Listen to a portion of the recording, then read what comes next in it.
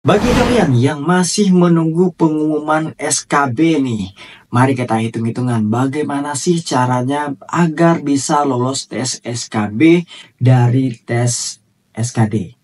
Tapi sebelumnya jangan lupa subscribe dan like video ini.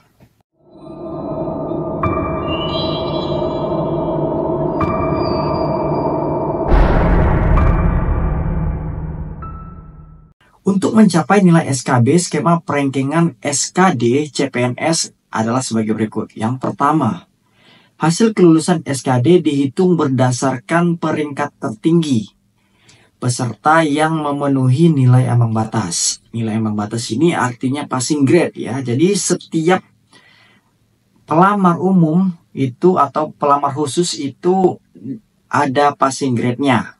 Nah, sebagai contoh nih, jika jumlah kebutuhannya ada 3, maka biasa yang dibutuhkan 3 kali formasi.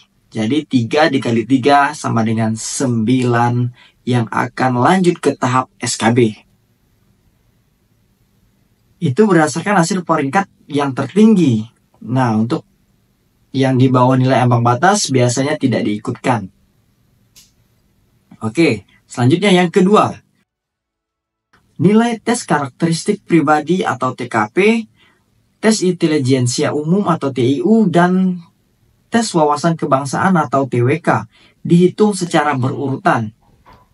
Apabila nilai SKD pelamar sama dan berada pada batas 3 kali jumlah kebutuhan jabatan. Jadi nilai apabila sama nih nilai dengan peserta lain, nilai tertinggi dari yang akan diambil itu nilai TKP, tes karakteristik pribadi, kemudian ada TIU dan TWK.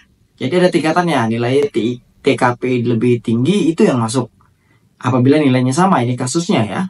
Kemudian yang ketiga, jika ada nilai yang masih sama dan berada pada batas 3 kali jumlah kebutuhan jabatan, maka terhadap pelamar diikutkan SKB. Nah, apabila nilai TKP, TIU dan TWK-nya sama, masih sama nih, berarti dua-duanya lanjut untuk tes SKB. Jadi seperti itu ya perhitungannya. Jadi teman-teman dapat mengira-ngira gitu, dapat menghitung bagaimana sih apakah saya lolos nih untuk lanjut tahap SKB atau tidak. Nah, begitulah perhitungannya. Coba teman-teman cek kembali nilai passing grade atau tidak, kemudian bandingkan dengan nilai-nilai pada sesi yang sudah teman-teman ikuti tes tadi yang kemarin ya.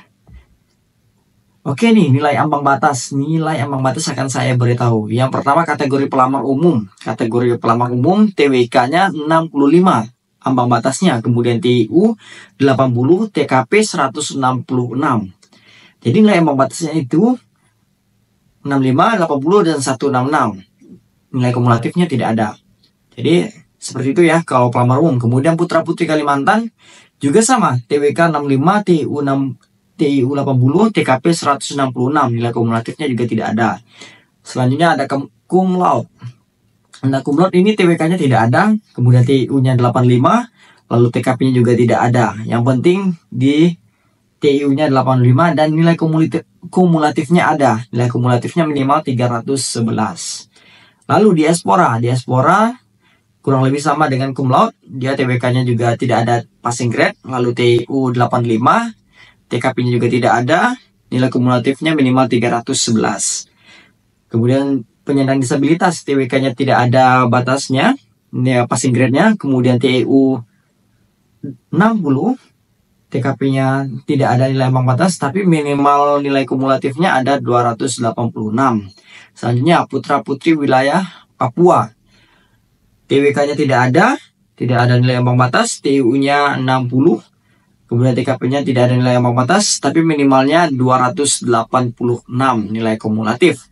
Selanjutnya putra putri daerah tertinggal, TWK-nya tidak ada nilai ambang batas, TIU-nya 60, TKP-nya tidak ada, kemudian nilai kumulatifnya 289. Hal ini sesuai dengan keputusan Menteri Pan-RB nomor 321 atau nomor 321 garis miring 2024 tentang nilai ambang batas SKD pengadaan PNS tahun 2024.